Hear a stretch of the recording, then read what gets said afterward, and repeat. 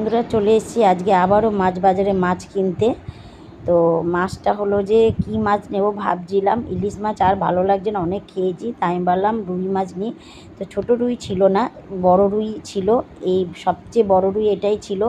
আর আমি গেলাম বলেই দাদা মাছটা কাটলো, না আমি নেব এর জন্যই মাছটা কাটছে। মাছটা এতটাই বড় মানে বলার মতো না। মাছটা কাটতে দাদা একটু হিমশিম খেয়ে গেছে। তো মাছটায় লেজার দিক দিয়ে আমি নিয়েছি, পুরো লেজাটা দিতে চাইছিলো, আমি নিইনি, অত লেজা নিয়ে আমি কী করব। আর মাছের পেটে অনেক ডিম, যার জন্য মাছের পেটি খাওয়া যাবে না, পুরো পাতলা হয়ে গেছে। আমি বললাম ওই যে লেজার দিকে ওইটুকুনি কেটে আমাকে দাও। আর দেখছো এই দেখো ডিমে পরিবনের, পেটি খেয়ে লাভ নেই, পেটি একদম পাতলা। তো আমি মাছের মাথাটাও নিয়েছি, ওই যে মাছের মাথাটা কাটছে এখন। তো মাছের মাথাটা নিয়ে এসেছি বাঁধাকপি রান্না করবো বলে। তো মাথাটা সত্যি অনেক বড়, একটা মাছের মাথা দিয়ে বাঁধাকপি খুব সুন্দর রান্না হবে আমাদের 3 জন মানুষের। তো মাছটা কেমন হয়েছে বলো বন্ধুরা, আর মাছ কাটিংটা দেখতে কেমন লাগলো সেটাও বলো।